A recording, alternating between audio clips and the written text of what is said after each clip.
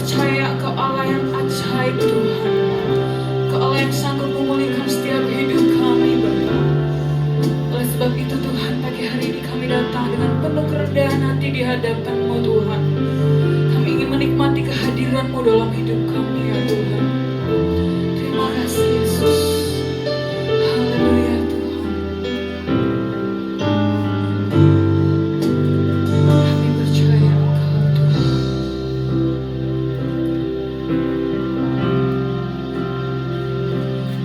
Percaya janji-Mu ajaib, terukir dalam kehidupanku. Ku berserah di dalam kekuatan-Mu. Hanya Kau segalanya bagiku. Katakan ku percaya. Amin. Janji-Mu ajaib, terukir dalam kehidupanku. Ku berserah di dalam kekuatan-Mu. Ku percaya.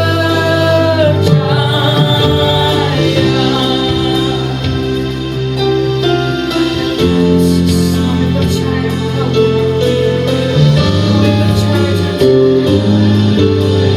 sungguh besar setia-Mu Kau nyatakan. Kau nyatakan bagiku.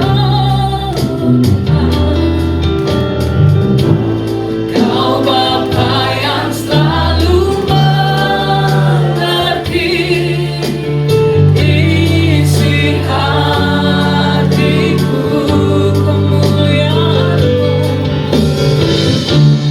Kemuliaan-Mu Kau janjikan. Kami tetap percaya Kau Tuhan.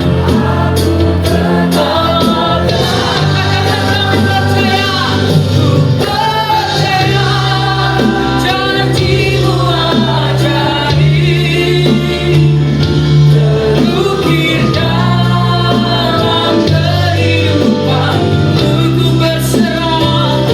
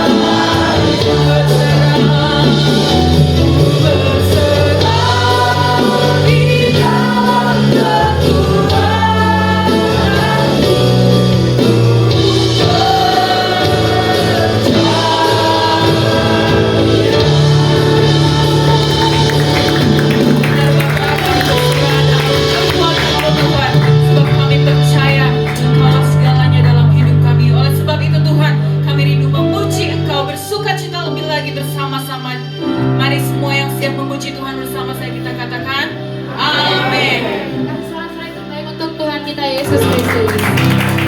Sama-sama kita mau mengimani, sama-sama kita mau percaya bahwa kita masuk ke gerbang Tuhan mendapatkan kegairahan yang penuh. Amin.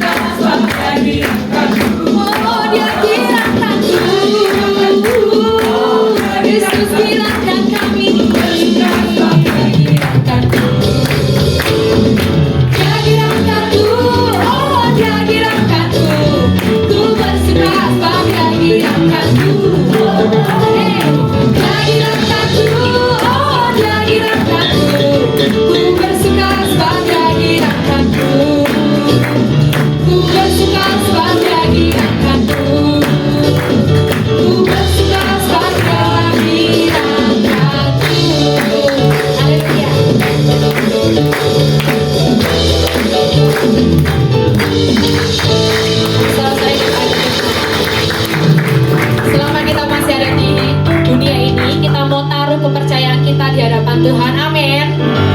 Sama-sama yang mau serukan kata-kata ini kita mau pujikan. Kita sama-sama memandang Tuhan di udara.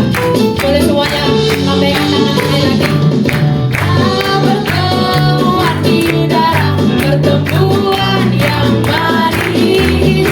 Saya rindu bertemu di sana, jauh di udara. Nyanyian yang terdengar yang belum pernah didengar adalah kegiraan. Dan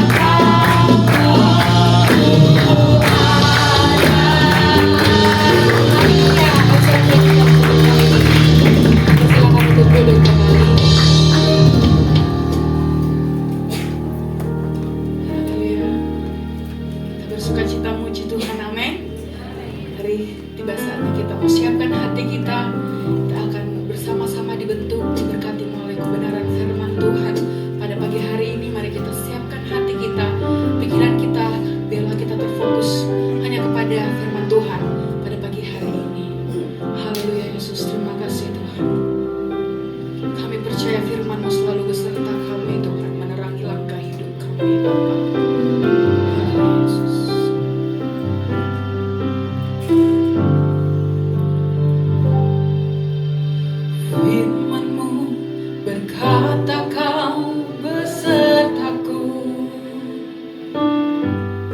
maka kuat roh dan jiwaku.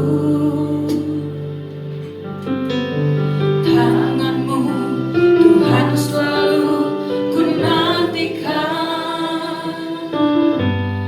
di setiap langkahku percaya firman-Mu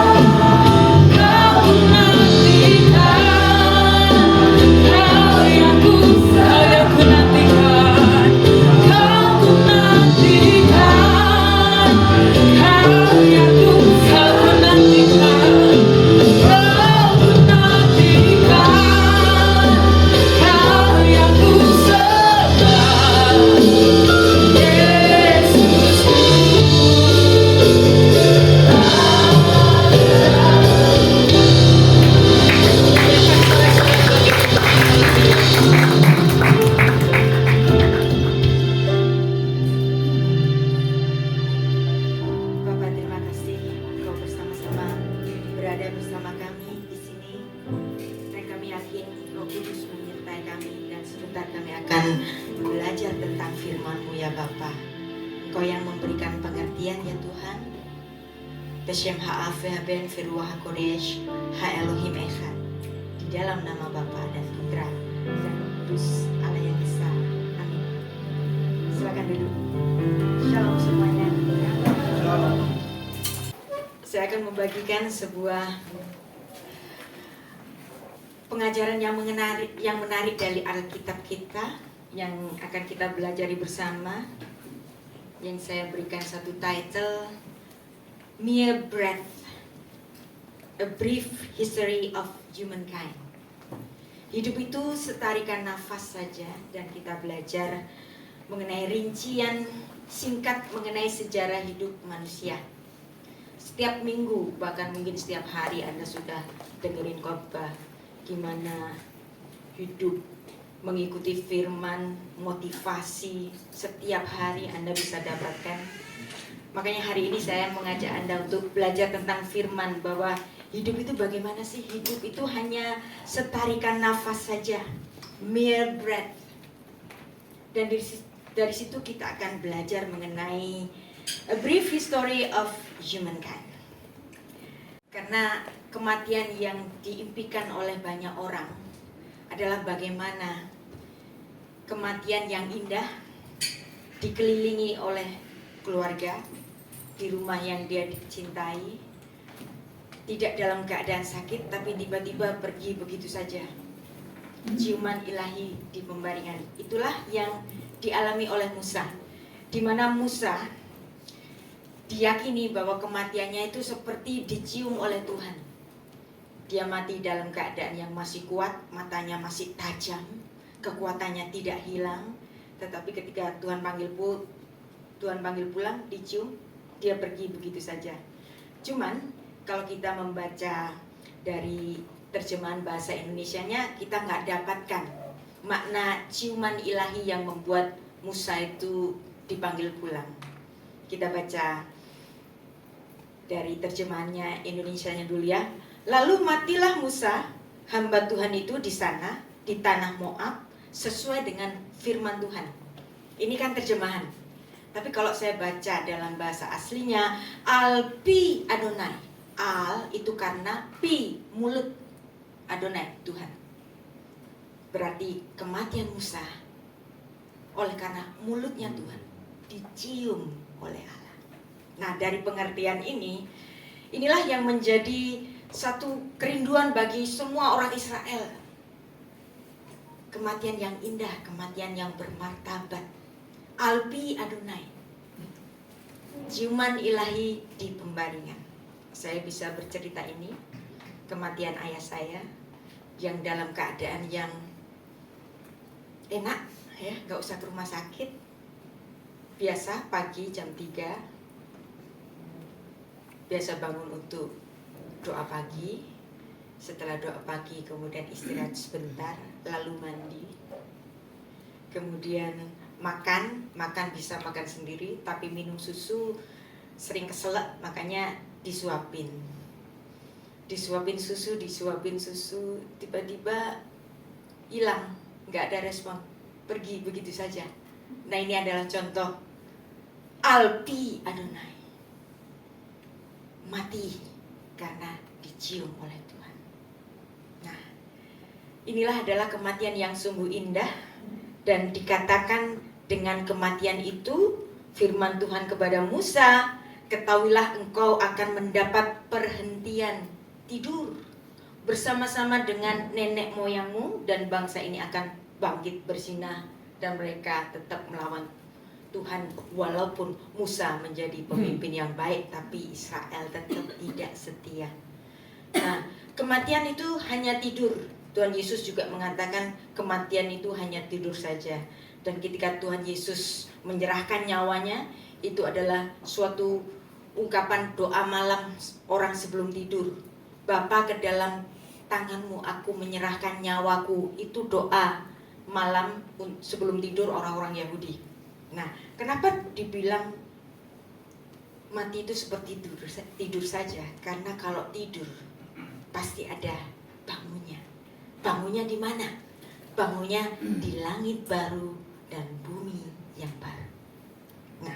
Saya sering menggambarkan bahwa ketika Tuhan itu menciptakan langit dan bumi, alam semesta itu seperti gelas di genggaman tangan Allah, yang di dalam gelas inilah adalah ukuran waktu yang ada di dunia, ukuran waktu yang linear, kemarin, hari ini, besok.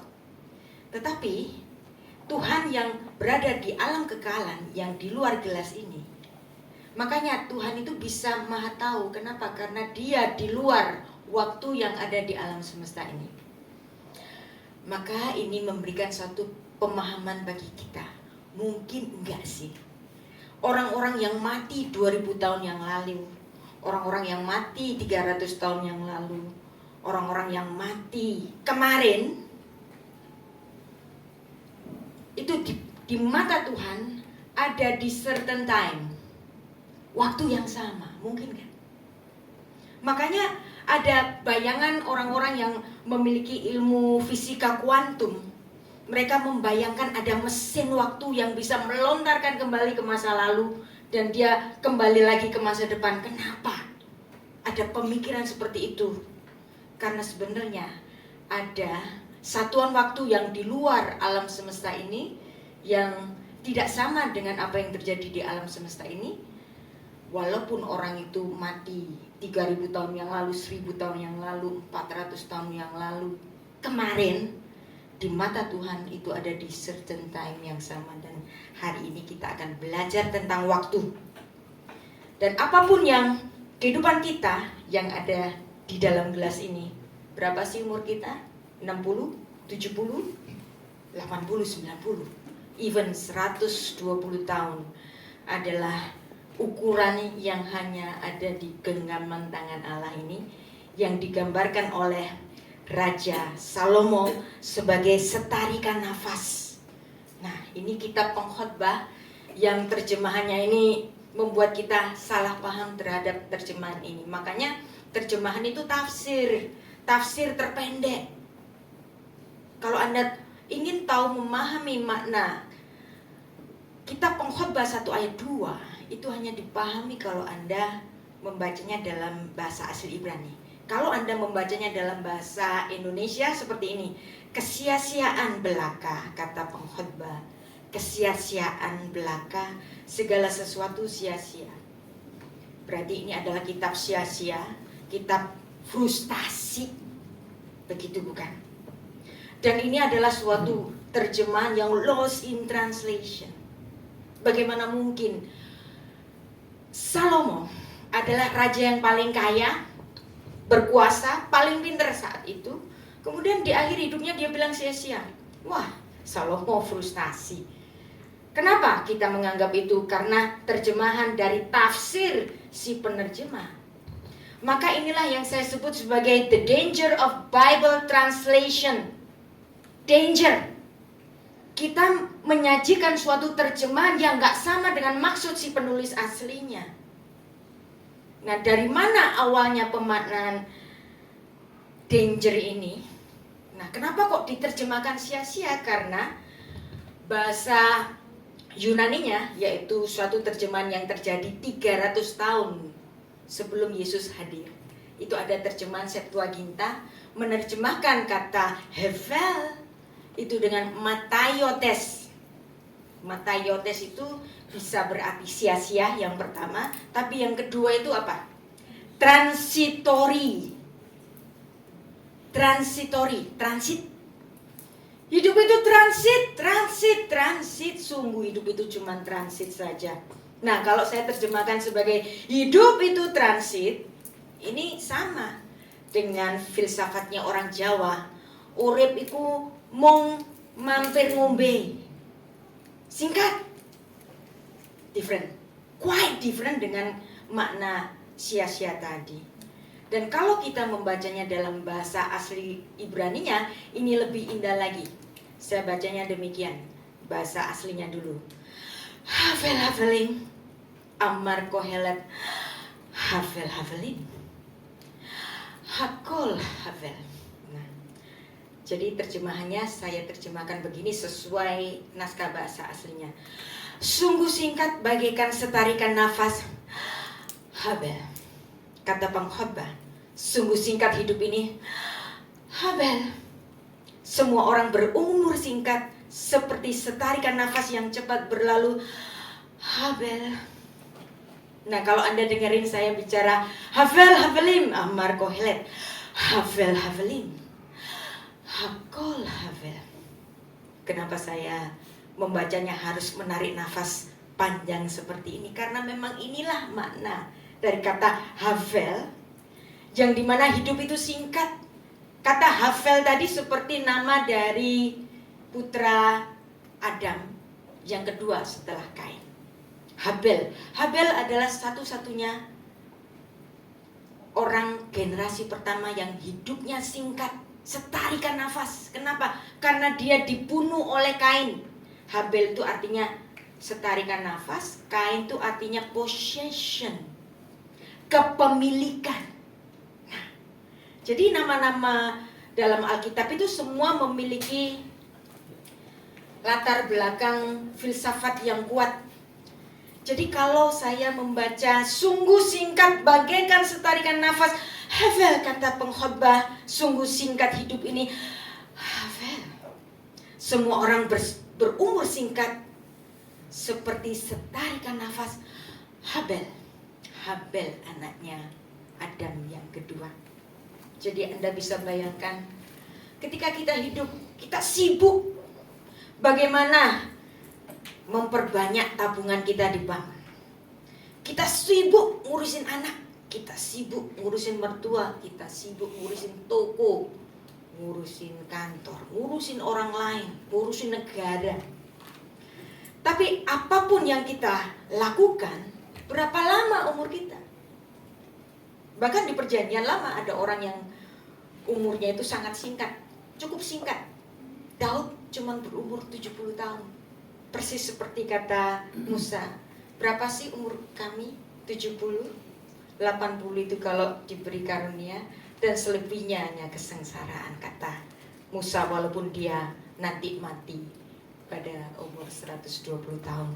Jadi apapun yang kita lakukan itu adalah sesuatu yang singkat dan kemudian mati, rest in peace, baru kemudian masuk ke dalam kekekalan.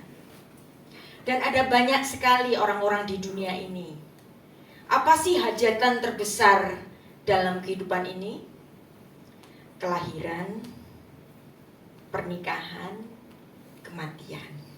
Nah, itu biasanya yang diingat orang. Lainnya kapan, kawinnya kapan, matinya kapan. Dalam setiap pesta pernikahan, tahun lalu kita dihebohkan dengan pernikahan Crazy Rich Surabaya. Habis katanya antara 76 sampai ratusan miliar untuk satu pesta yang mungkin totalnya itu cuma 4 jam. Dan Anda tahu persiapannya itu butuh waktu berapa? Bisa setahun, bisa 2 tahun untuk mempersiapkan pesta akbar seperti itu. Betul-betul dipersiapkan dengan rinci. Siapa nanti yang jadi MC-nya, makanannya apa, souvenirnya apa, ngundang artis siapa, pejabat siapa yang akan diundang, dipersiapkan dengan seksama. Itu hanya untuk pesta 4 jam. Dan kita hidup sembrono, tidak mempersiapkan untuk kekekalan di langit baru dan bumi yang baru, yang kurun waktunya tak terhingga. Maka apapun yang Anda lakukan, kesibukan apapun, harus kita persiapkan untuk menuju ke langit baru dan bumi baru, kekekalan yang tidak ada ukuran waktunya.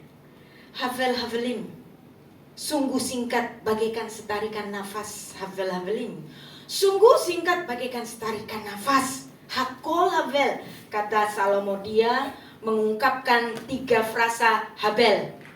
Orang Ibrani kalau bilang 1 kali biasa, kalau bilang 2 kali konfirmasi, kalau 3 kali itu extremely. Raja Salomo di sini mengatakan, berapa umurku? Habel, extremely Habel, hanya setarikan nafas saja. Jadi dari sinilah pembukaan dari kitab pengkhotbah yang bukan bicara mengenai kesia-siaan atau frustasinya Raja Salomo, tapi merupakan suatu celebration of life. Hidupku yang singkat ini, aku harus memberikan yang terbaik untuk mempersiapkan kekekalan nanti. Maka dalam hidup yang singkat ini harus kita isi dengan seperti yang ditulis dalam Ulangan 16 ayat 20, sedek tirdof. Berlomba-lombalah melakukan sedekah.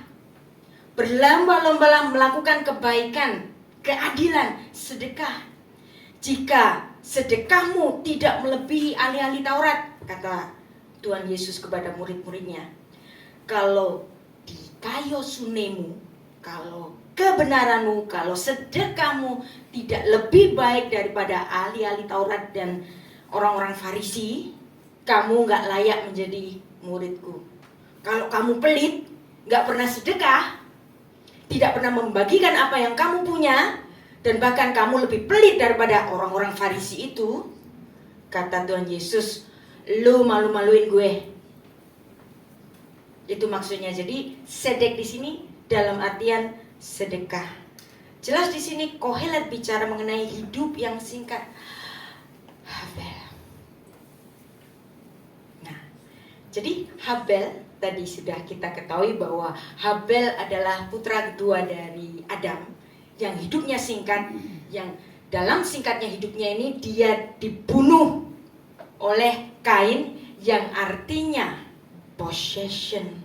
Dan kalau Anda membaca kitab Pengkhotbah, Anda akan mengetahui bahwa sebenarnya kehidupan kita itu seperti alegori Kain dan Habel. Betapa banyak orang seperti Salomo yang hidupnya singkat. Dia bekerja keras untuk mengumpulkan harta kekayaan. Dia bekerja keras untuk menjadi pintar. Dia bekerja keras untuk menjadi orang yang berkuasa. Dan ini semua possession. Apa tadi possession? Kain. Nama anak pertama Adam. Dan kepemilikannya Kain inilah yang membunuh Salomo. Salomo jadi kaya. Dan dia mati di dalam kekayaannya, di dalam hidupnya yang Habel. Dan ini semua menjadi satu alegori bagi kita semua. Kita ngumpulin harta, kita ngumpulin duit, nyekolahin anak, beli tanah, beli rumah, nambah deposito. Kemudian kita mati. Habelnya pergi, Kain tetap ada. Maka inilah alegori kehidupan bagi kita semua. Kita adalah Kain dan Habel dalam diri kita. Possession yang kita punya satu saat akan dibunuh. Nafas kita dibunuh olehnya. Nah, ini menarik. Kitab Pengkhotbah. Makanya kitab Pengkhotbah ini adalah kitab mengenai filsafat kematian. Dan ini membuat kita untuk mengingat kematian, memento mori. Ya. Memento mori. Apa artinya? Mengingat mati. 2M. Jadi tema khotbah kita atau tema pelajaran kita hari ini itu apa? 2M. Memento mori. Mengingat mati. Karena debu menjadi debu seperti debu kembali menjadi tanah seperti semula, dan roh kembali kepada Allah yang mengaruniakannya. Veyashov he'afar al haaretz keshehaya veharua tashuv el ha-Elohim asher netana. Dan ada satu kata yang sangat indah yang diulang-ulang sebanyak 10 kali dalam kitab Pengkhotbah. Sayangnya terjemahnya beda lagi. Diterjemahkan setelah kata akharit, akharaf, akharai, diterjemahkan setelah. Padahal inilah satu-satunya kitab yang secara eksplisit bicara mengenai akhirat. Seandainya kata akharit, akharaf itu diterjemahkan dengan akhirat, Anda akan tahu bahwa kitab Pengkhotbah justru bicara mengenai akhirat. Makanya saya rindu sekali untuk menjabarkan kitab Kohelet ini supaya nggak disalahpahami, karena ada banyak terjemahan yang membuat kata-kata dalam kitab Pengkhotbah ini membuat kita salah paham. Dan seperti yang dikatakan oleh Musa, masa hidup kami 70 tahun, jika kami kuat 80 tahun dan kebanggaannya hanya kesukaran dan penderitaan. Anda mau umur panjang 100 tahun, saya nggak mau. Karena apa? Bikin robot anak cucu kita, iya kan? Udah, hidup biasa saja. Semua orang pasti mati pada saatnya. Kalau mungkin, mintalah mati seperti Musa, dicium Tuhan, mitat nesika, ciuman ilahi di pembaringan. Dan seperti apa yang saya gambarkan tadi, Tuhan menciptakan alam semesta ini seperti gelas di dalam genggamannya, sedangkan Tuhan di dalam ranah kekekalan, dan kita yang ada di gelas itu ada bumi, ada matahari, ada bulan, bintang-bintang, itu semua adalah ranah di dalam gelas ini. Jadi mungkin gak sih kematian semua orang di bumi di mata Tuhan itu hanya ada di dalam certain time. Di mata Tuhan itu sama. Dan inilah yang membedakan antara teologi barat dan teologi timur. Teologi barat itu skeptis, yang selalu kalau nggak A ya B, kalau nggak B ya A. Pikirannya itu selalu dalam certain time yang linear. Kemarin hari ini besok, kemarin hari ini besok. Tetapi dalam filsafatnya orang Yahudi, waktu itu circular time. Apa yang terjadi dahulu terjadi kemudian. Seperti trompetnya orang Yahudi itu kan berbulir karena dari tanduknya binatang. Tetapi trompetnya orang barat itu lurus, makanya skeptis. Dan orang Yahudi itu percaya pada waktu yang sirkular. Apa yang pernah ada akan ada lagi. Apa yang pernah dibuat akan dibuat lagi. Tak ada sesuatu yang baru di bawah matahari.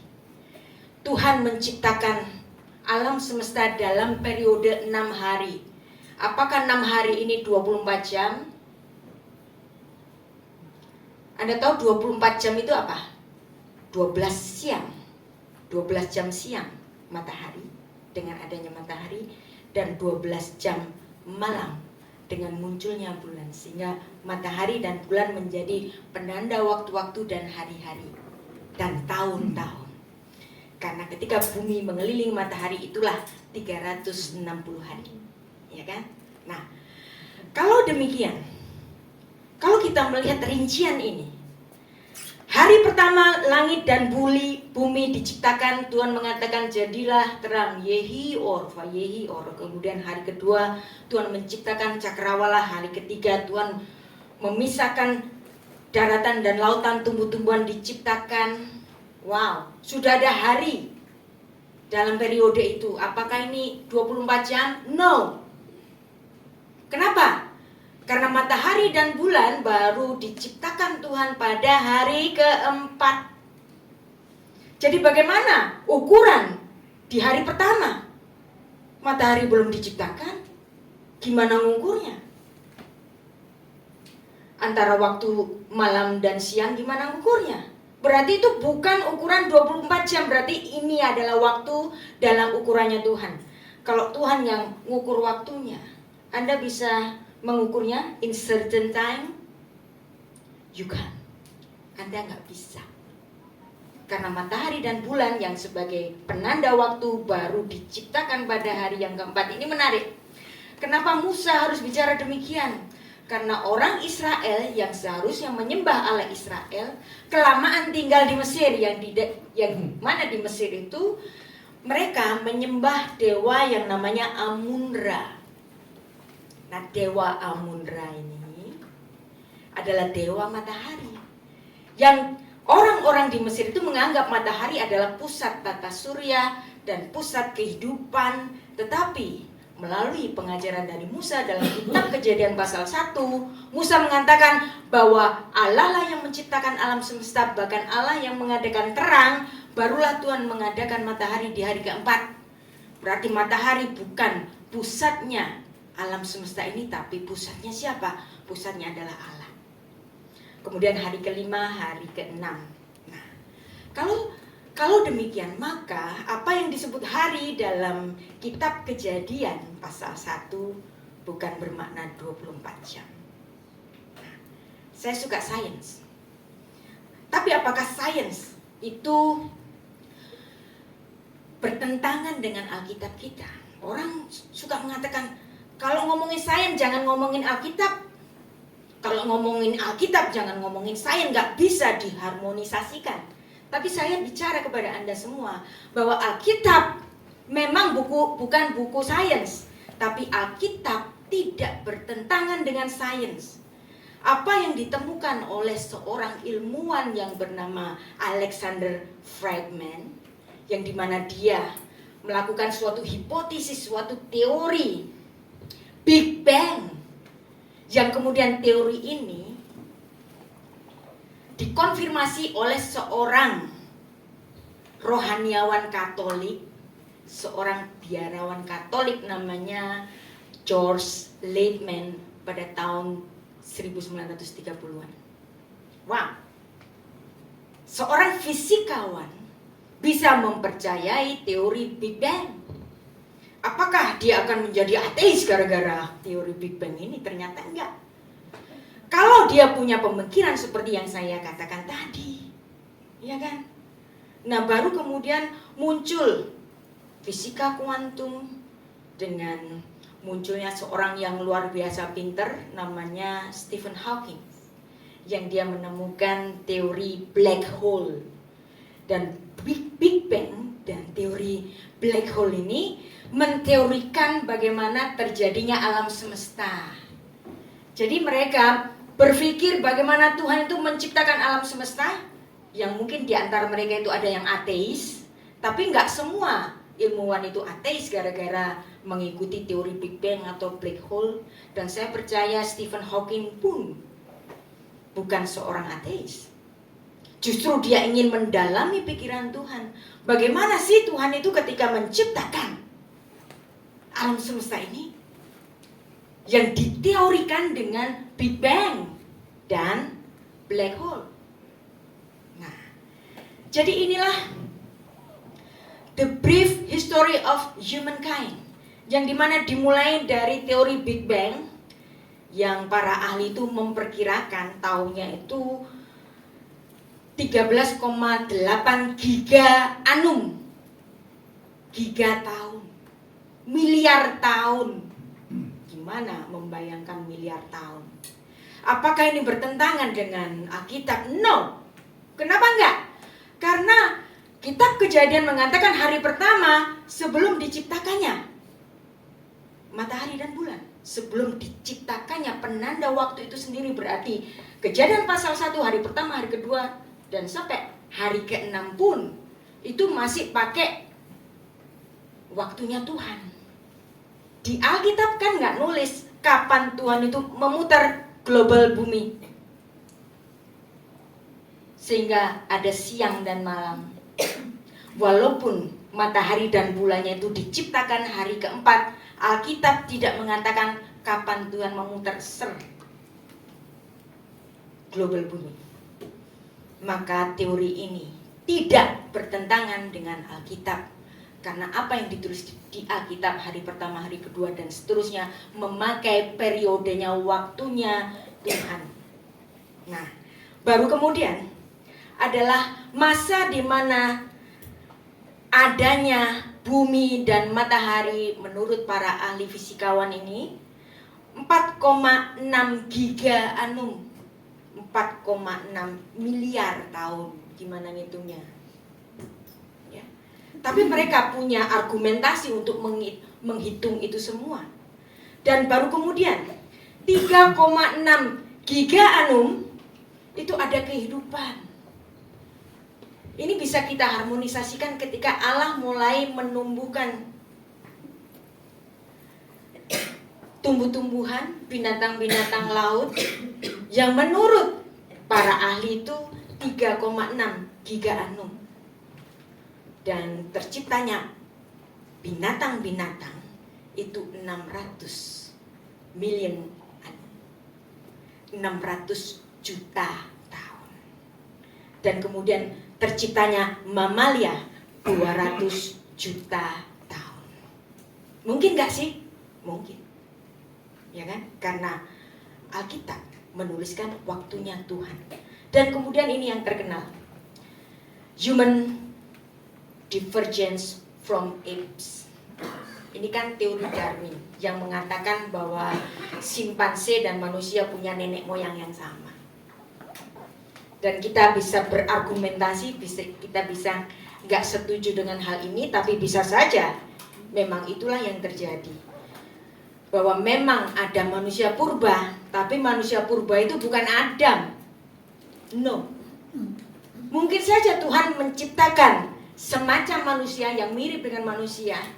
Ya. Monyet, simpanse kan bentuknya mirip dengan manusia. Dan Tuhan mungkin saja pernah menciptakan yang mirip-mirip dengan itu, yang bahkan memiliki intelektual yang disebut dengan Homo sapiens, ya. Homo sapiens itu diperkirakan itu muncul 200.000 tahun yang lalu, itu munculnya Homo sapiens. Tapi saya percaya Homo sapiens ini bukan Adam. Kenapa? Karena Adam beda lagi, ya. Bahkan ada peradaban-peradaban pada tahun 60.000 sebelum Masehi, yang dimana di situ ditemukan manusia Neandertal dan kemudian manusia-manusia purba, dan itulah dimensi waktu yang tak terbayangkan di dalam umur kita yang singkat. Kepandaian kita sekolah itu cuma berapa waktu, sedangkan Tuhan di luar alam semesta yang waktunya itu tidak sama. Tuhan ada di ranah kekekalan, malaikat ada di ranah kekekalan. Ketika Tuhan menciptakan alam semesta, surga tempat Allah bertata sudah ada, malaikat sudah ada, barulah Tuhan menciptakan langit dan bumi. Maka bagaimana Anda dapat menghitung waktunya Tuhan yang di ranah kekekalan? Kita yang ada di dalam gelas mau ngitung waktunya Tuhan yang di luar gelas ini bisa? Maka Alkitab mengatakan waktunya manusia dengan Tuhan itu 1000 banding 1. Bukan harfiah. Angka 1000 dalam filsafat Ibrani adalah untuk menunjukkan sesuatu yang tidak terhitung. Dan ini diungkapkan dalam Mazmur 90 ayat 4. Sebab di matamu 1000 elef, 1000 tahun seperti hari kemarin. 1000 tahunnya manusia itu kayak kemarin. Nah kalau seperti itu bukan persis sama dong. Bukan harfiah, nggak boleh diartikan harfiah karena seperti, bukan exactly the same. Dan itu seperti suatu giliran jaga di waktu malam, diulangi lagi oleh Petrus dalam 2 Petrus 3 ayat 8. Akan tetapi saudara-saudaraku yang kekasih, yang satu ini tidak boleh kamu lupakan, bahwa di hadapan Tuhan satu hari sama dengan 1000 tahun. Dan 1000 tahun ini bukan 1000 tahun secara harfiah, tetapi 1000 dalam artian tak terjangkau, tak terhitung. Maka periode penciptaan bumi, hari pertama, hari kedua, hari ketiga, itu memakai waktunya Tuhan. We don't know, ya kan? Dan para ahli, walaupun dia mengatakan 13,63 annum, mereka punya argumentasi dalam perhitungannya dengan meneliti uji karbon dan macam-macam. Mereka menemukan angka 13,6 giga annum. Homo sapiens 200.000 sebelum Masehi. Nah, lalu bagaimana dengan catatan mengenai sejarah? Kapan sejarah itu dimulai? Ini menarik, ya. Bahkan Alkitab diakui sebagai awal dari pencatatan sejarah manusia. Dan kronologi kehidupan Adam dan keturunannya itu dirupakan dalam suatu kalender, yaitu kalender Ibrani. Yang dimana kalender Ibrani hari ini itu masuk kepada tahun 5785 tahun Yahudi. Tahun internasional 2024.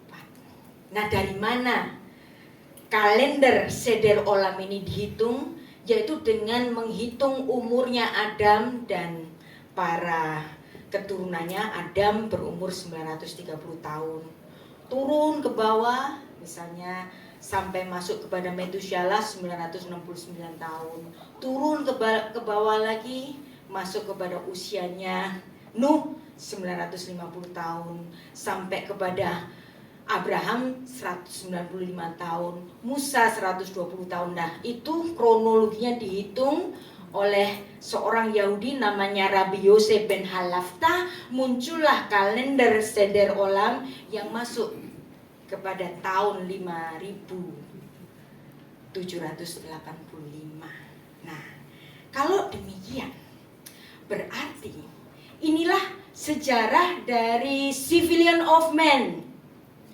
Berarti yang jutaan tahun kemarin atau Homo sapien yang berumur 200.000 sebelum Masehi, ya, itu adalah manusia, tapi bukan Adam atau semacam manusia yang memiliki intelektual yang tinggi. Anda tahu, ketika Hawa ada di Taman Eden, dia bercakap-cakap dengan ular. Jangan Anda bayangkan ular hari ini yang berjalan dengan perutnya. Kenapa ular itu berjalan dengan perutnya? Karena dikutuk Tuhan, ya kan? Bayangin, sebelum dia dikutuk Tuhan, mungkin dia punya kaki dan dia bisa bicara, bukan? Wow. Berarti mungkin gak sih Tuhan itu menciptakan somewhat like a man, tapi bukan a man Adam. Dan ketika Adam diciptakan untuk menutup semua ciptaan Allah sebagai mahkota dari seluruh ciptaan, Tuhan mengadakan satu sidang ilahi di hadapan para malaikat. Baiklah kita menjadikan Adam menurut gambar dan rupa kita. Adam. Menjadikan Adam. Adam. A itu ada unsur ilahi, dam itu makhluk berdarah. Makhluk berdarah yang memiliki unsur ilahi. Dan ketika teori The Origin of the Species dari Charles Darwin ini muncul, orang-orang mulai pada masa rasionalitas mengatakan Alkitab nggak cocok dengan sains. Dengan kesombongannya, mereka berbuat seolah-olah mereka penuh hikmat, tapi sebenarnya mereka jadi bodoh, pongah, tahu sedikit kayak tahu banyak. Itu adalah sifat manusia. Ketika kita tahu sedikit, keminter. Ketika mulai tahu banyak, agak loh, kok ini belum tahu, kok itu belum tahu. Ketika sekolah lagi, loh ini belum tahu, ini belum tahu, ini belum tahu. Ketika bahkan dia menjadi profesor, dia banyak hal yang dia belum tahu. Believe me, saya pun juga begitu dulu waktu tahu sedikit, sombongnya luar biasa.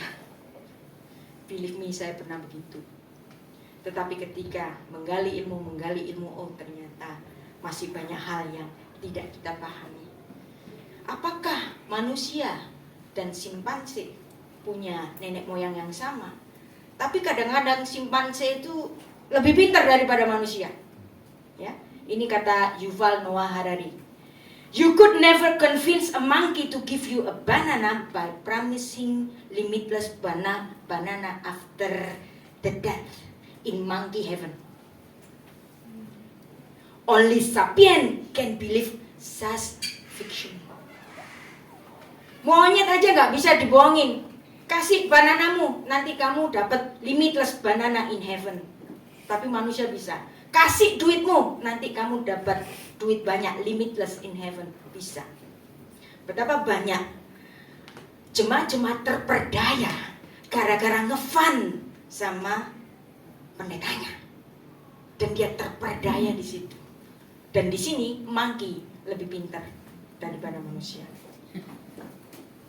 Ya. Ini ada buku bagus. Dan saya kalau ngutip ini biasanya orang itu ngeritik. Bu Rita, kenapa mesti baca seorang tulisan dari seorang ateis dan gay? Ini bukan soal gaya hidup yang menulis buku ini, tetapi logika dari penulis buku ini menarik sekali. Dan apabila Anda membaca dari kronologi, a brief history of humankind yang dia tuliskan ini, seperti yang saya jelaskan tadi. Entah itu dalam ukuran waktu 13,6 giga anu. adanya Big Bang, yang kemudian ada Homo sapiens, terus baru kemudian ada manusia yang berbudaya. Dan menariknya kalau Anda punya buku ini, ya, pada bab pertama bagian ketiga itu ada satu subjudul yang namanya A Day in the Life of Adam and Eve. Jadi Yuval Noah Harari mengatakan bahwa era dari Adam dan istrinya adalah era dari civilian of man, era dari peradaban manusia. Sebelum Adam itu nggak ada peradaban. Kenapa? Pada diri Adam ada peradaban karena Adam diciptakan dalam gambar dan rupa Allah. Sedangkan mungkin manusia-manusia purba yang ditemukan oleh para saintis itu, para arkeolog itu adalah manusia yang tidak diciptakan dalam gambar dan rupa Allah. Dan ketika Tuhan menciptakan Adam, diceritakan begini, Vayitzer Adonai Elohim et ha'adam afar min ha'adama fayipak be'apav nishmat chayim fayehi ha'adam lenefesh chaya. Dan ketika itulah Tuhan Allah membentuk manusia itu dari debu yang dari tanah. Dan itu adalah unsur fananya. Kemudian Tuhan memberikan unsur dirinya dalam gambar dan rupa Allah. Ketika Tuhan menghembusi hidung Adam dengan nishmat chayim, dengan nafas hidup, maka Adam menjadi berbeda dari semua makhluk-makhluk yang pernah Tuhan ciptakan. Maka dari diri Adam ini adalah titik di mana terciptanya civilian of man. Jadi apa yang ditemukan oleh para arkeolog, para saintis, adanya Homo sapiens 200.000 tahun yang lalu itu beda dengan Adam. Karena Adam adalah satu-satunya makhluk yang diberi image Allah, itulah nama Adam. Nama Adam kalau dipenggal itu ada Alef dan Dam. Alef itu unsur Elohim Allah, Dam itu adalah makhluk berdarah. Jadi hanya Adam satu-satunya makhluk berdarah yang mendapatkan image dari Allah. Dan Adam ini menjadi era peradaban manusia. Manusia ditempatkan di Taman Eden. Nah, logika ini siapa yang cerita? Bukan pendeta, seorang filsuf yang namanya Yuval Noah Harari. Dia baca Torah walaupun membuang sisi keilahiannya karena dia seorang ateis. Tapi logika dia luar biasa, membuat kita mengerti apa yang ditulis di dalam Alkitab, bahwa Adam adalah titik awal dari peradaban manusia. Kalaupun ditemukan manusia-manusia purba, iya ada, tapi bukan Adam.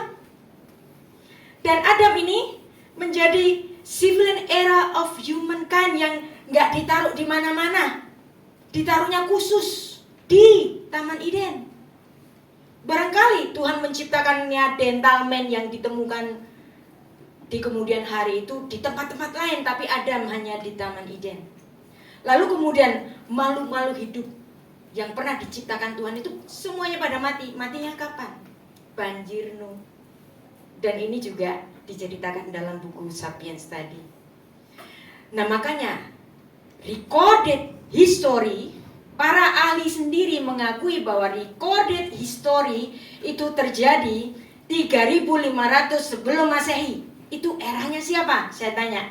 Itu eranya Musa, yang dimana Musa menetapkan satu mandat. Apa mandat itu? Mandat Shema. Dan di situ era dia menulis history of man, yang dimulai dari Adam punya anak Set, Set punya anak Metushalah, dan seterusnya sampai Nuh. Nuh punya anak 3, Shem, Ham, dan Yafet. Kemudian dari Sem muncul Abraham, dari Abraham muncul Ishak, dari Ishak muncul bangsa Israel. Dan sejarah ini dimulai kapan? Siapa yang nulis? 3500 tahun yang lalu. Ini juga sains membuktikan. Ini eranya siapa? Ini eranya Musa. Wow. Bagaimana orang-orang Yahudi menghitung tanggalannya, kalendernya?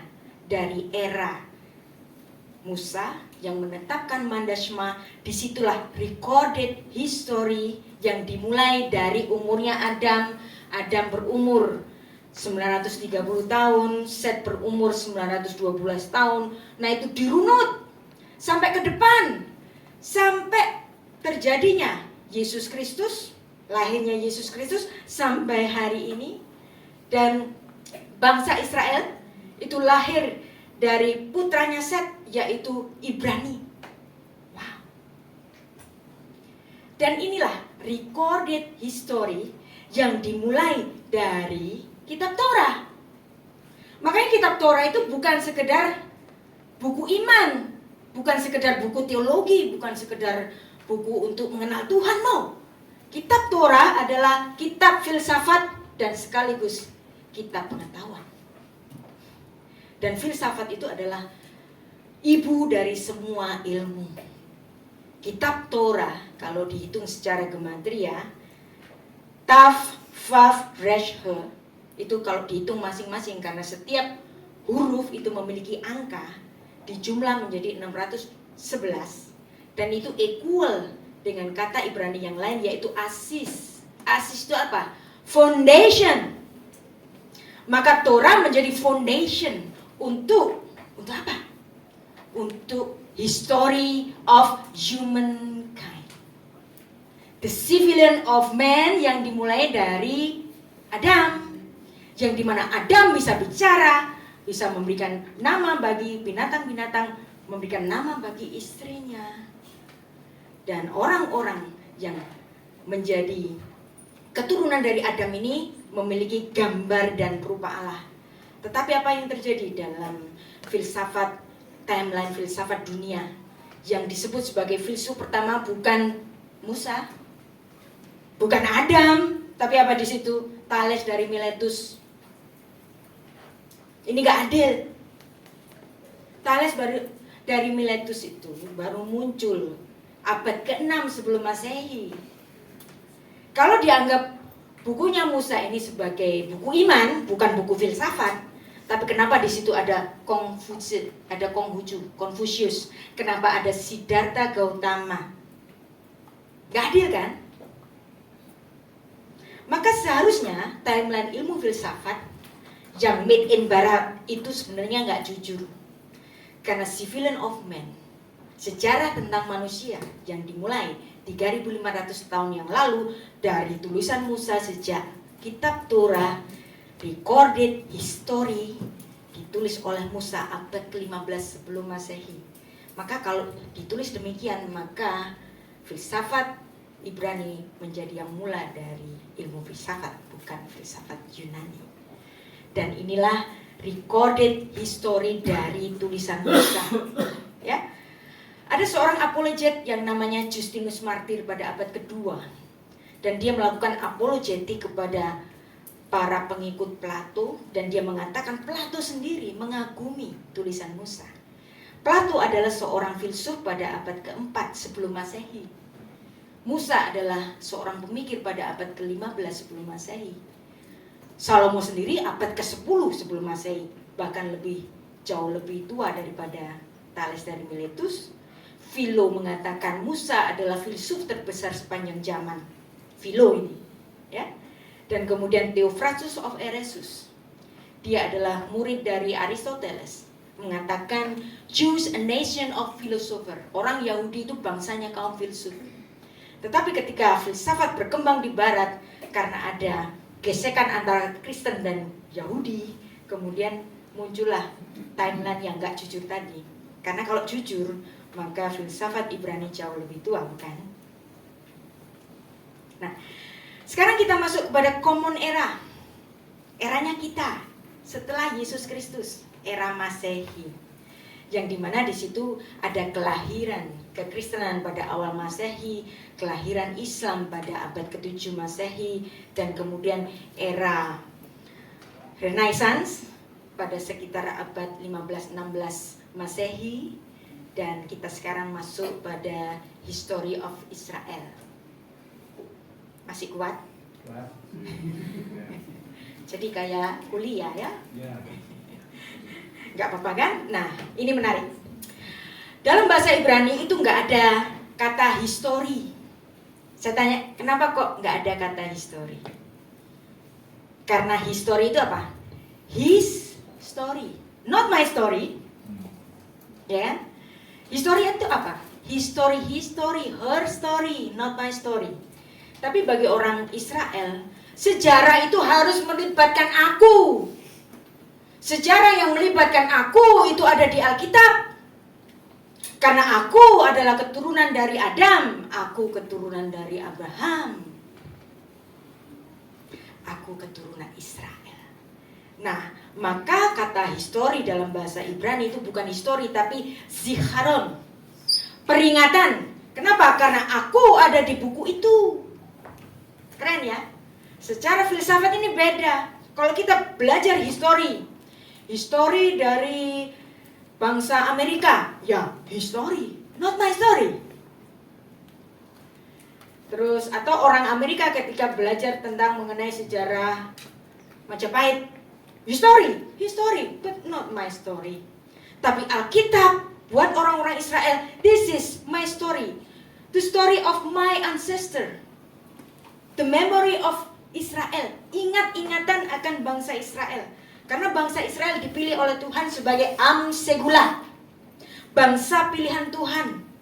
Yang dimana bangsa pilihan Tuhan itu diberi privilege banyak hal, yang dimana Sang Mesias lahir dari bangsa ini. Tetapi walaupun dia diberi privilege oleh Tuhan, dia tidak dimanjakan oleh Tuhan. Kalau dia salah, sama disabet oleh Tuhan. Nah, sekarang kita lihat kronologi. Zikaron, peringatan akan Israel. Orang Israel nggak mau sebut history. This is my story. Ya. History, his story, not my story. That's the difference. Ya. Nah, pada sekitar abad 17 sebelum Masehi adalah masa dari Abraham, Ishak dan Yakub, dan kemudian sekitar pada abad ke-10 sebelum Masehi didirikannya kerajaan Israel. Raja yang legitimate adalah Daud dan Salomo. Dan setelah itu Salomo membangun first temple, membangun bait Allah yang pertama. Setelah Salomo mati, kerajaan itu terbelah. Kenapa? Karena Salomo pernah melakukan kesalahan. Dia melakukan hal-hal yang dilarang oleh Taurat. Bahkan dia masuk ke dalam penyembahan berhala. Tapi puji nama Tuhan, Tuhan mengasihi Salomo. Dia dikasih kesempatan sebelum dia mati. Dia bertobat dan melahirkan sebuah tulisan yang monumental yang dibacakan pada setiap hari raya Sukot, hari raya Pondok Daun, yang jatuh pada musim gugur, merujuk kepada musim gugurnya manusia. Maka mereka mengingat bagaimana Salomo mengingat akan hari kematiannya yang segera akan dia songsong bertemu dengan penciptanya. Yang dimana saat itu Salomo celebrating his life, mengatakan sungguh singkat bagaikan setarikan nafas. Sungguh singkat hidup ini, semua berumur singkat seperti setarikan nafas yang telah berlalu. Habel, seperti Habel aku itu. Aku dibunuh oleh my position. Ketika aku mati, my position Kain tetap ada, tapi Habel di dalam diriku pergi. Dan itu adalah yang disebut dengan Sandya Kalaning Salomo, senja kalanya Salomo. Nah, waktu kecil saya suka baca buku, dan kemudian saya mengingat lagi buku ini. Saya cari-cari, saya ketemu buku bekasnya, ketemu cetakan kedua tahun 73, yaitu Sandya Kalaning Majapahit. Bahwa setiap kemasyuran, kekuatan, kemuliaan, kekuasaan ada batasnya. Dan Salomo meyakini itu. Senja kalanya kehidupan. Dan ketika Salomo mati, kerajaan itu terpecah menjadi dua. 10 suku di utara, 3 suku di selatan. 10 suku di utara nggak setia, kemudian 3 suku di selatan juga nggak setia. Wow. Dan kemudian bangsa pilihan Tuhan ini dipukul keras oleh Tuhan. Yerusalem hancur, penduduknya dibuang ke Babel selama 70 tahun. Anda bisa bayangkan? Jadi Anda jangan berpikir kalau Israel itu gak boleh kalah. Hari ini kan orang jadi kayak Israel minded gitu. Saya sedih. Pokoknya apapun yang dilakukan Israel terus benar gitu, enggak lah. Karena kalau Israel salah, Tuhan memukul dengan keras. Dan apa yang dilakukan oleh Israel hari ini itu kebangetan.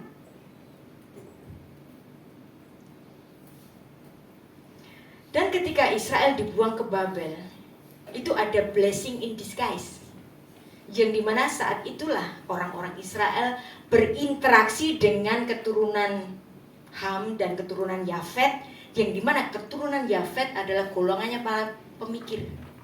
Bagaimana Plato mengenal tulisannya Musa, yaitu ketika pembuangan di Babel, karena Babel adalah kota metropolitan, kota internasional, kota perdagangan, berarti kemudian pengetahuan dari orang-orang Israel ini menjadi tertransfer, saling berinteraksi pada pembuangan di Babel, seperti tulisan Daniel 10 ayat 20, yang dimana orang-orang Israel berinteraksi dengan orang-orang keturunan Yunani, para filsuf Yunani. Nah, sekarang kita masuk pada Second Temple. Ini kalau masuk di kelas saya, ini bisa 3 SKS yang selesainya besok ya. Dan sekarang masuk ke Second Temple, pembangunan bait Allah yang kedua, yang dimana Kores itu memberikan dekretnya supaya orang Israel yang ada di pembuangan itu dikembalikan ke tanah suci, mereka boleh beribadah dan boleh kembali membangun bait Allah yang kedua. Dan kemudian di situ ternyata Israel ketika kembali ke tanah suci tidak menjadi orang merdeka. Bayangin, bangsa pilihan Tuhan tetap dijajah bangsa kafir.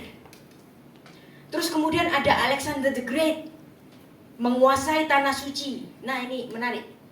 Kenapa kok Alexander the Great interest dengan tanah suci? Interaksinya di mana? Ratusan tahun sebelumnya berinteraksi di Babilonia. Kemudian pada eranya Alexander the Great, Alexander menguasai tanah suci, dan kemudian ada kekuasaan Hasmonean. Kemudian pada tahun 63 sebelum Masehi ada kekuatan Emporium Romawi, dan Israel masih dijajah oleh bangsa kafir. Coba, siapa bilang Israel selalu menang kalau perang? Dia pernah dijajah berkali-kali oleh bangsa kafir. Nah, kemudian masuk ke dalam Common Era, kelahiran Yesus Kristus, Masehi, dan disinilah kalender Masehi mulai ada. Dan kemudian ada keruntuhan bait Allah yang kedua tahun 70 Masehi, dan kemudian terus sampai hari ini. Dan kemudian ada kejatuhan Romawi, Emporium Romawi. Ini aneh ya, kejatuhan Emporium Romawi. Bagaimana satu negara, satu emporium yang superpower pada zaman Yesus Kristus kemudian jatuh. Jatuhnya bukan karena guncangan dari kekuatan lain, bukan gara-gara perang, tapi keropos dari dalam dirinya. Perhatikan, kalau ada kekuatan yang sakti mandaguna yang membuat semua orang takut, jatuhnya itu bukan dari pihak luar tapi dari dalamnya sendiri. Dan ini juga terjadi di Indonesia. Ada seorang pemimpin yang bisa menggencet kaki semua ketua partai. Dia bisa ganti ketua partainya. Dia nggak bisa dilawan dengan apapun karena dia menguasai segala lini, yudikatif, legislatif, semua dikuasainya. Dan apa yang dimiliki oleh penguasa ini keropos dari dalam dirinya. Dengan cara apa? Macam-macam. Ada fafa fufu dan macam-macam. Nah, jadi selalu ada yang namanya senjakala dari kekuasaan. Nggak ada kekuasaan yang abadi. Salomo pun percaya itu. Sandiakalaning Salomo, sandiakalaning Mojopahit, sandiakalaning Romawi yang keropos dari dalam dirinya. abad keempat Masehi. Menarik ini, di mana kekuatan Romawi ini terpecah menjadi dua.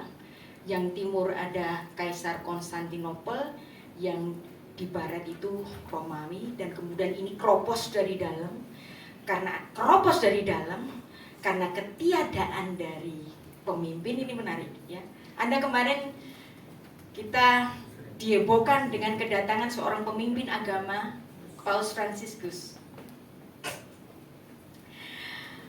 Ini aneh. Ini agama tapi punya negara. Kira-kira pernah nggak sih Anda mikir, kok bisa sih agama punya negara? Dan ini dari abad keempat, ya, dari abad keempat Masehi, yang dimana di bagian Romawi Barat itu terjadi kekosongan kepemimpinan. Supaya nggak chaos, maka kemudian gereja mengambil alih. Nah, dari sinilah awal mula Katolik Roma menguasai negara. Kenapa? Karena ada kekosongan kepemimpinan, supaya nggak chaos. Nah, tapi perhatikan, setiap ada kekuasaan absolut, maka terjadi korupsi. Sama, gereja juga gitu, Katolik Roma juga begitu. Maka di kurun waktu itu nggak ada santa dan santo, karena itu masa kegelapan gereja, ya, masa kegelapan gereja, yang dimana ada yang namanya inkuisisi, di mana gereja itu mengeksekusi orang-orang yang dianggap bidat, mengeksekusi orang-orang Yahudi, banyak membunuh, nggak cocok dengan doktrin gereja, bunuh mati, penjara. Itulah yang dilakukan oleh gereja Katolik Roma. Dan ketika gereja Katolik Roma menguasai negara, ada yang namanya the dark age of the church, justru kegelapan gereja. Nah, kemudian memasuki setelah Perang Dunia Pertama, gereja masih menguasai negara, tetapi di situ mulai ada ya yang namanya kekuasaan bangsawan yang kalau disatukan itu namanya Italia. Nah, kemudian ada satu orang yang sangat dominan, namanya Benito Mussolini. Ingat? Nah, Benito Mussolini. Ini agak jauh, melenceng dikit ya. Benito Mussolini itu kemudian banyak sekali kayaknya itu mengambil aset-aset gereja, yang dimana kekuasaan gereja itu mulai terpinggirkan.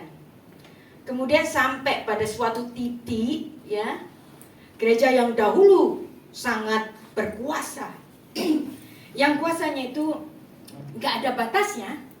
Kemudian Benito Mussolini melakukan suatu perjanjian dengan gereja, namanya Perjanjian Lateran. Perjanjian Lateran yang mengharuskan gereja nggak boleh ngurusin politik lagi. Dan kemudian kekuasaan gereja itu dibatasi dengan satu wilayah, bukan di Lateran lagi, tapi di Vatikan. Maka dari situlah muncul negara Vatikan. Ini kelihatannya melucuti kekuasaan gereja, tapi ini blessing in disguise. Blessing in disguise. Dengan adanya ini, maka Katolik Roma mereformasi dirinya, ya. Maka setelah itu, setelah perjanjian Lateran, maka kemudian pemimpin-pemimpin dari gereja Katolik Roma itu semuanya memiliki reputasi yang bagus. You name it. Kita mengenal Paulus Yohanes kedua baik, kita melihat Paus Benediktus baik, sangat dihormati. Kemudian juga Paus Fransiskus baik. Kenapa? Karena sudah dipukuli Tuhan. Di mana? Titiknya di mana? Di perjanjian Lateran. Nah, tapi di sini ada ada kesulitan juga. Karena setelah itu masuk kepada Perang Dunia Kedua, muncul orang yang ngefans sama Benito Mussolini, seorang anak muda namanya Hitler. Dan Hitler kemudian menganiaya orang-orang Yahudi. Dan gereja Katolik Roma yang sudah berubah wajah menjadi baik ini Dia nggak bisa berbuat apa-apa karena dia sudah dilucuti, nggak boleh ngurusin politik. Maka kemudian gereja hanya bisa membantu orang-orang Yahudi secara diam-diam. Dan bahkan ponakan dari Paus Pius sendiri ikut mati dalam peristiwa Holocaust. Nah, itu sedikit intermezzo. Artinya apa? Tidak ada kekuasaan yang abadi. Selalu ada senjakalanya. Ketika kekuasaan itu dilucuti, bukan berarti Tuhan tidak sayang. Justru karena Tuhan sayang kepada Katolik Roma, kekuasaan Katolik Roma yang tak berbatas itu kemudian dilucuti untuk memurnikan gereja. Demikian pula kita, ketika kita tidak menjadi lagi orang yang berpangkat atau berkuasa, barangkali itu cara Tuhan untuk memurnikan kita. Nah, itu menjadi pelajaran yang baik bagi kita. Nah, orang-orang Yahudi sebelum Perang Dunia Kedua, pada sekitar awal abad ke-19, mereka mulai aliyah masuk ke Tanah Suci, dan kemudian mereka mulai kembali menggunakan bahasa Ibrani sebagai bahasa sehari-hari. Nah, ini orang yang bernama Eliezer ben Yehuda. Dia orang yang memulai orang-orang Ibrani yang sudah berdiaspora itu untuk kembali ke Tanah Suci Israel dan menggunakan bahasa Ibrani sebagai bahasa sehari-hari. Nah, jadi itulah yang kita pelajari pada minggu ini. Apa tadi? Hidup itu singkat seperti setarikan nafas, maka ingat jarimu, ada 2M, memento mori. Mengingat mati. Hidup kita singkat. Dan ini ada gambarnya Ratu Elizabeth. Ini menarik. Ada seorang yang bernama seorang komposer namanya Sting. Dia seorang Inggris dan dia membayangkan Ratu Inggris yang dengan kekuasaannya, dengan keanggunannya sebagai Ratu Inggris Great Britain, dia itu kalau mati gimana sih? Gitu. Walaupun dia seorang ratu, mati ya mati gitu kan. Nah, tidak ada kekecualian kematian bahkan kepada seorang ratu sekalipun. Maka kemudian dia menciptakan satu opera, ya, operet yang dia buat dengan satu lirik yang sangat bagus, yang dimana gimana sih nanti kalau Ratu Inggris ini meninggal. Jadi ini adalah sebuah lagu yang dia tulis pada tahun 2013, yang ternyata Ratu Elizabeth itu baru meninggal tahun 2022. Jadi dia membayangkan Ratu Elizabeth ketika menjemput ajalnya itu seperti digambarkan seperti ini. Ratu Elizabeth bawa luggage cuma satu koper biasa, kemudian dia nyegat taksi, kemudian minta taksi nganter ke pelabuhan. Dia pegang satu tiket untuk masuk ke last ship, jalan kematiannya. Ratu Inggris untuk masuk ke dalam jalan kematiannya, dia nggak diantar oleh para pengawalnya. Dia harus nyegat taksi. Ketika dia masuk ke taksi itu, ke stasiun dulu untuk menuju ke pelabuhan.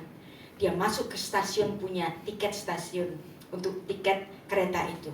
Dia salah duduk, disuruh minggir sama orang. I'm sorry your highness, itu tempat duduk gue, lu minggir. Jadi soal kematian seorang Ratu Inggris nggak ada bedanya dengan rakyat biasa. Dan ketika dia masuk ke dermaga untuk menuju ke last ship, dia ketemu dengan orang bermacam-macam, termasuk Dalai Lama ada di situ. Terus termasuk ada George Bush ada di situ. Semua petinggi dunia sama nungguin last ship. Tidak ada keanggunan sebagai ratu ketika menuju ke ajal keabadian. Karena semua hidup itu singkat bagai setarikan nafas. Habel, yang dimana Habel ini akan dibunuh oleh possession kita. Apa possession Anda? Sebagai apa? Sebagai seorang pedagang, kesibukan Anda sebagai pedagang itu akan membunuhmu suatu saat. ketika engkau mati, possessionmu tetap ada, tapi Habelmu yang pergi. Possessionmu dinikmati oleh anak cucumu mantumu, tapi Habelmu pergi. Dan Raja Salomo mengatakan, debu kembali menjadi debu, tanah menjadi seperti semula, dan ruah kembali kepada Allah yang mengaruniakannya. Hidup itu singkat. Habel habis. Maka isilah kehidupan kita yang singkat ini, karena nggak ada bandingannya nanti dengan kekekalan. Hidup kita bagaikan waktu yang singkat seperti genggaman di tangan Allah, sedangkan kita akan masuk ke kekekalan. Sedek tidof. Berkejar-kejaranlah untuk melakukan sedekah. Ketika engkau memiliki ilmu, berikan ilmumu sebagai sedekah. Ketika engkau memiliki harta, berikanlah sebagian hartamu untuk melakukan sedekah. Apapun yang kau punyai, jangan kau simpan sendiri. Karena ilmu apapun, kekayaan apapun, itu seperti makanan. Kalau semuanya diuntal dewe, nanti jadi apa? Kolesterol, obesitas, penyakitan. Dan betapa banyak kekuasaan, harta membuat manusia menjadi sakit. Maka supaya kita tetap ada di dalam badan yang fit, Anda harus mensedekahkan apa yang kita punya. Kiranya ini semua menjadi pelajaran hidup bagi kita semua. Kita berdoa. Bapak Surgawi, terima kasih kami boleh belajar A Brief History of Humankind. Cerita singkat mengenai sejarah manusia yang kami percaya, Tuhan. Hidup kami yang singkat ada di dalam genggaman-Mu, di mana satu saat kami akan bersama-sama dengan Engkau di kekekalan. Terima kasih Tuhan, Engkau baik dan sangat baik kepada kami. Dan kehidupan kami Engkau topang. Siapakah aku ini, Tuhan? Jadi biji matamu, dengan apakah ku balas Tuhan, selain puji dan sembah.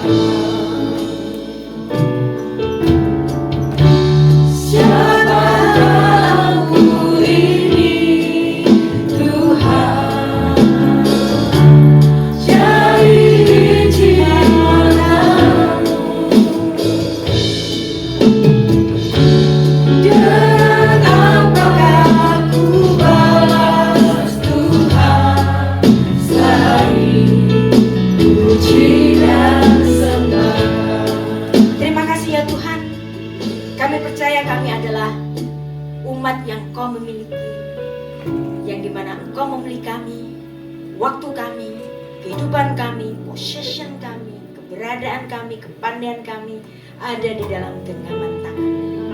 Jadikan kami berhikmat oleh karena kasih karunia-Mu ya Bapa. Beshem ha'afel ben veluah kodesh ha'elohim echad. Di dalam nama Bapa dan Putra dan Roh Kudus Allah yang Esa. Amin. Amin.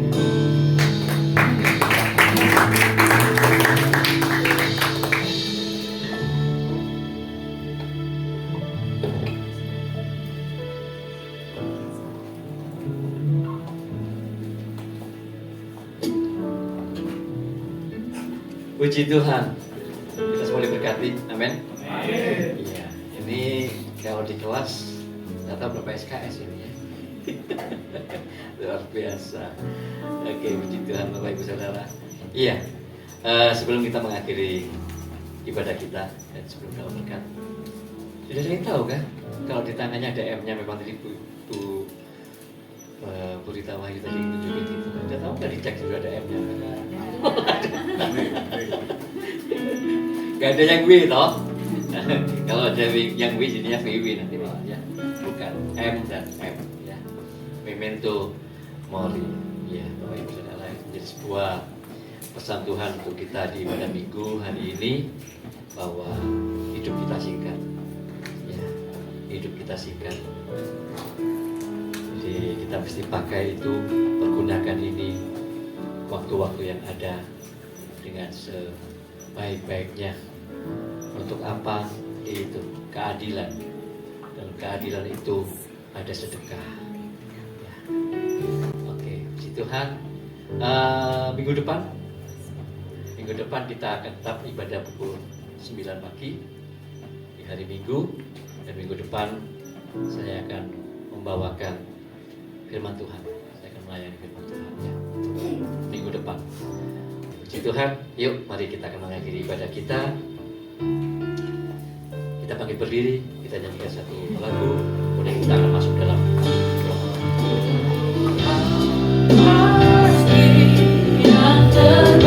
amin, amin, amin. Walau kadang tak mudah dimengerti, lewati cobaan, ku tetap percaya waktu Tuhan pasti yang benar. Mari kita nyanyikan lagi balik lagu ini Bapak Ibu Saudara. Amin, amin.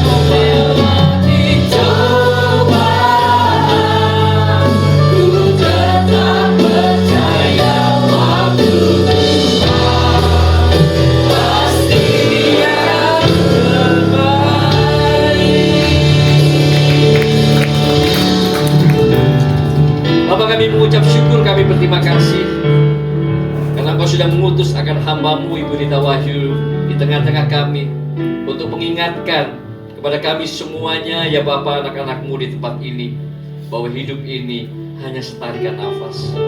Hidup ini sungguh singkat. Engkau mengingatkan kami kembali bahwa di singkatnya waktu hidup ini untuk kami boleh memberikan yang terbaik bagi hormat kemuliaan nama-Mu. Untuk kami boleh mengerjakan apa yang menjadi kehendak dan rencana-Mu dalam hidup kami. Dan kami mau mempersembahkan itu di dalam kekekalan bagi hormat kemuliaan nama-Mu ya Bapa. Terima kasih kalian memberkati akan hamba-Mu Ibu Rita Wahyu dan juga beserta seluruh keluarga. Memberkati akan pelayanannya, pekerjaannya dan seluruh keluarganya ya Bapa. Biarlah kiranya sukacita, damai sejahtera, kesehatan yang daripada-Mu, berkat yang daripada-Mu senantiasa Engkau terus tambah-tambahkan, hikmat yang daripada-Mu ya Bapa, sehingga kemanapun Kau membawa akan hamba-Mu ini pergi untuk menyatakan kebenaran-kebenaran firman-Mu, akan ada begitu banyak jiwa boleh dibawa kembali datang, dipulihkan, dan boleh mengenal dan mengalami akan kebenaran-kebenaran firman. Terima kasih Bapa di surga. Kami semuanya yang ada di tempat ini, sebelum kami mengakhiri ibadah ini dan sebelum kami pulang ke tempat kami masing-masing berpisah satu dengan yang lain, Bapak kami mengangkat tangan kami. Kami menengadahkan wajah kami memandang kepada Engkau Bapa kami yang baik. Bapa yang sungguh baik kepada kami semuanya. Bapa yang begitu peduli, Bapa yang begitu mengasihi kami. Jemaat Bethany Shalom Family yang dikasihi Tuhan, pulanglah, terimalah berkat dan rahmat yang baru dari Bapa kita di surga. Cinta kasih-Nya yang sempurna di dalam Tuhan Yesus Kristus, dan pertolongan kuat kuasa Roh Kudus-Nya yang senantiasa menyertai kita semuanya. Pulanglah, terimalah berkat-Nya, kasih anugerah dan kemurahan dari Bapa kita di dalam hidupmu, dalam pekerjaanmu, dalam keluargamu. Dan kita semuanya adalah anak-anak Bapa di surga yang senantiasa disertai oleh Bapa lewat Roh Kudus-Nya yang akan menolong, menuntun dan menguatkan kita, sehingga kita semuanya akan berhasil di dalam melakukan kehendak Bapa, menyelesaikan rencana Bapa dalam kehidupan kita, bagi hormat kemuliaan Bapa kita di surga. Kita semua yang sudah diberkati oleh Bapa di surga, sama-sama kita katakan amin. Tuhan Yesus berkati. Selamat